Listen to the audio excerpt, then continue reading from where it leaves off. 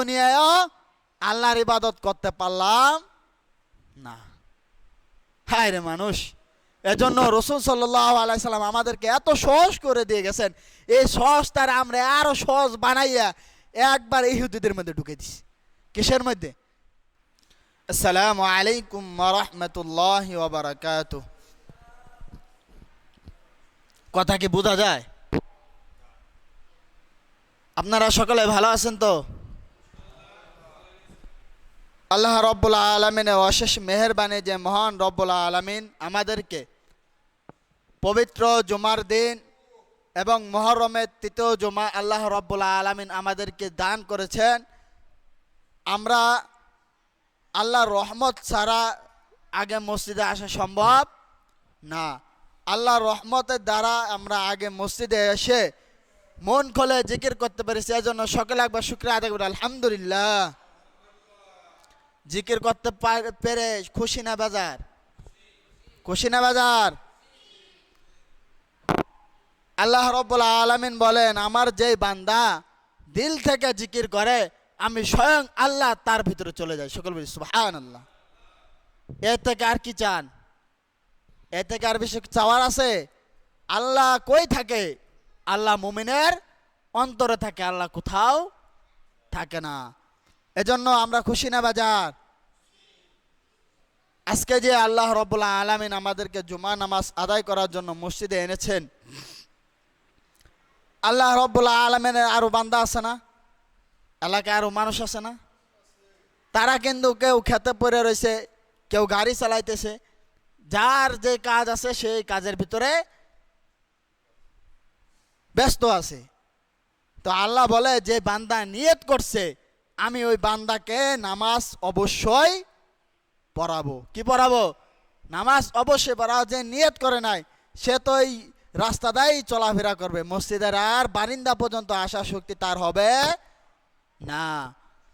আল্লাহ রাব্বুল আলামিন বলেন, বান্দা যখন তুমি নিয়ত করো, যখন তুমি নেক কাজের নিয়ত করো, আমি আল্লাহ ওই নেক কাজ হাসিল করার আগ পর্যন্ত তোমার আমল নামায় ওই কাজের সওয়াব লিখতে থাকি। সকল বলি সুবহানাল্লাহ। তাহলে নিয়ত করা ভালো না খারাপ? নিয়ত করলে সওয়াব আছে না গুনাহ? আমরা কি নিয়ত করতে পারবো? আল্লাহ রাব্বুল আলামিন আমাদেরকে এই যে এত সুন্দর একটা মাস, যে গত সপ্তাহে আমরা কি পালন করছি? 10 মুহররম আশুরা পালন করছি, তাই না? দেখেন, যারা রাসূলের আশেক, কি যারা রাসূলের আশেক এবং আহলে বায়াতের প্রেমিক, তাদের দ্বারা কোনো দিন ইসলাম বিরোধী কাজ হবে না। আর যারা রাসূলের প্রেমিক না, মুখে বলে আমরা রাসূলকে ভালোবাসি, অন্তরে কিন্তু তারা ভালোবাসে, তাদের দ্বারাই দেখবেন যত অশ্লীল কাজ আছে, যত উল্টাপাল্টা কাজ আছে, যত ইসলাম বিরোধী কাজ আছে, যত ইহুদিদের কাজ আছে, সব তাদের দ্বারা মুসলমানই নামধারী মুসলমান হবে, কিন্তু তাদের কাজ মুসলমানের মতো হবে না। বেজার হইলেন?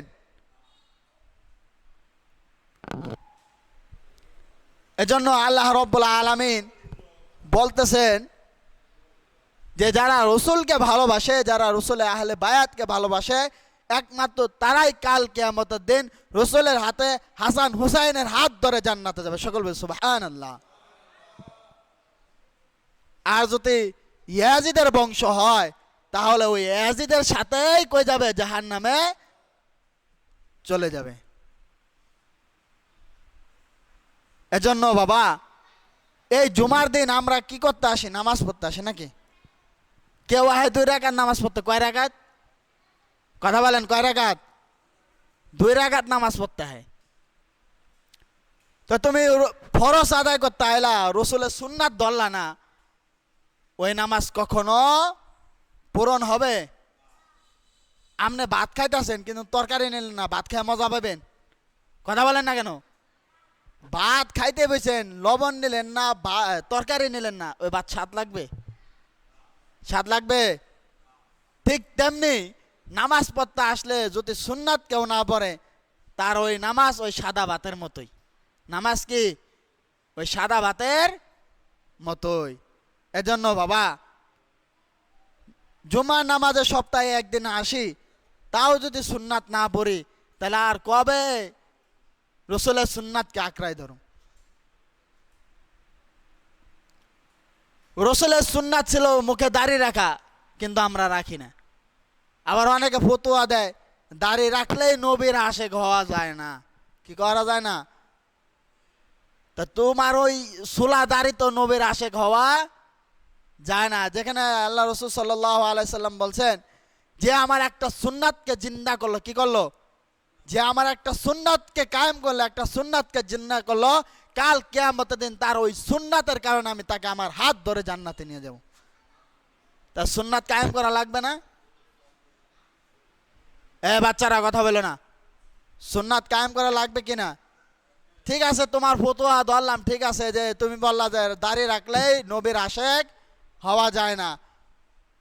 তা দাড়ি রাইখা দাও যে নবীর আশেক হওয়া যায় কিনা। রসুলের সুন্নাত যদি ভিতরে না থাকে, রসুলের প্রেম কিন্তু সহজে আসে না। তুমি চুল কাটছো কাটিং দিয়ে, দাড়ি রাখো না, আবার যদি তুমি রসুলের আশেক, কথাটা যেমন কেমন যেন হয়ে গেল না? নিজের মাকে ভাত না দিয়ে ওই শাশুড়িকে ফ্ল্যাট কিনে দেওয়ার মতো, এরকম হয়ে গেল না? রসুলের সুন্নাত নাই ভিতরে, আমি যদি আশেক, আমি যদি দাবি করি যে আমি রসুলের আশেক, তাই পাগল ছাড়া আর কিছু? আপনারা মনে হয় রাগ হইতেছেন আমার উপরে, হুজুর শুরু করলো কি না? কথা বুঝেন না? কোনটা কথা বুঝেন না? আজকে যে মসজিদে আসছেন, এই মসজিদ থেকে কি বের হইতে পারবেন এই গ্যারান্টি আছে? আছে? মনে হয় অনেকের আছে, অনেকের মনে হয় আছে, যেহেতু কথার সাউন্ড নাই। মসজিদে আসছেন নামাজ আদায় করার জন্য, মসজিদ থেকে বের হবেন এমন গ্যারান্টি কি আছে? আল্লাহ রব্বুল আলামিন আমাদের সকলকে ইমানের মজবুততা দান করো, সকল বলে আমিন। এখানেও দুর্বল, ইমান যে তাজা করা লাগবে সে জায়গায়ও দুর্বল। আল্লাহ রব্বুল আলামিন আমাদেরকে যে জুমার দিন দিয়েছেন, এই জুমার নামাজ আমরা আদায় করতে আসি। কিসে নামাজ? শুধু জুমার নামাজ আদায় করতে আসি। বাবা চাইলে 5 ওয়াক্ত নামাজই আদায় করা যায়, কিন্তু আমার চাওয়ার মধ্যে নাই। আমার চাওয়ার মধ্যে কি নাই? নাই, চাওয়া নাই। চাওয়া আছে দুনিয়া, চাওয়া আছে দুনিয়ার সম্পদ, চাওয়া আছে দুনিয়ার বিলাসিতা, কিন্তু এই দুনিয়াতে থাকতে পারবা না এটা কিন্তু ভাবি না। ছোট্ট একটা ঘটনা বলি, যে কিয়ামতের আগে যে আল্লাহ রসুল ঘটনা বলে গেছেন, ইয়াজুস মাজুস আসবে। কে আসবে? ইয়াজুস মাজুস। এই দুইজন কাফের যখন পৃথিবীতে আসবে, মানুষকে চিবাই খেয়ে ফেলবে, আলাম মানুষ খেয়ে ফেলবে, আলাম মানুষ একমুখ খেয়ে ফেলবে। এত শক্তি ওদেরকে দিয়েছে। ওদেরকে যে বাদশাহ আটকা রাখছে তার নাম হলো জুলকাল নাইম। কি? জুলকাল নাইম। তিনি পৃথিবীতে বাসছেন 1600 বছর। কত বছর? কত বছর? 1600। আমরা বাসি কয়দিন? হ্যাঁ, সর্বোচ্চ গেলে 60 70, টাইনা মাইনা গেলে 80, টাইনা মাইনা গেলে 80। এর উপরে মনে হয় কের পাওয়া যাইব বলে মনে হয় না বেশিরভাগ। 1600 বছর হায়াত পাওয়ার পর তার কবরের সামনে লেখা আছে যে সামান্য দুনিয়ায়, সামান্য কিছুক্ষণ দুনিয়ায় থেকেও আমি আল্লাহর ইবাদত সঠিকভাবে করতে পারি নাই। কি করতে পারি নাই? অল্প কিছুদিন দুনিয়াতে থেকেও আমি আল্লাহর ইবাদত সঠিকভাবে করতে পারি নাই। 1600 বছর থাকার পরও যদি সে কথা বলতে পারে, তা আমরা কি? হ্যাঁ, আমরা তো তার 16 ভাগের 1 ভাগও বাঁচিনি। 1600 বছর যে 16 ভাগের 1 ভাগ, 100 ভাগ, 100 তো বাঁচি না। তা আমরা কি ইবাদত করলাম? আমার বেটা 1600 বছর জীবিত দুনিয়াতে থাকাও কয় সামান্য দুনিয়ায়ও আল্লাহর ইবাদত করতে পারলাম না। হায় রে মানুষ। এজন্য রসুল সাল্লাল্লাহু আলাইহি সাল্লাম আমাদেরকে এত সহজ করে দিয়ে গেছেন, এই সহজটার আমরা আরো সহজ বানাইয়া একবার ইহুদিদের মধ্যে ঢুকে দিছি। কিসের মধ্যে? ইহুদিদের মধ্যে। আমাদের কালচার, আমাদের চলাফেরা সব ইহুদিদের মধ্যে ঢুকে দিছি। কারণ আমরা আমাদের রাষ্ট্রীয়, আমাদের রসুলের প্রেম ভালোবাসা আমাদের ভিতরে নাই বললেই চলে। যদি রসুলের ভালোবাসা থাকতো তাহলে ফজরে জুম্মায় মানুষ বেশি হতো না, মানুষ বেশি হতো জুমায় ফজরে, মানুষ মুসল্লি বেশি হতো ফজরে, জুমায় না। এক ইহুদি বলতেছেন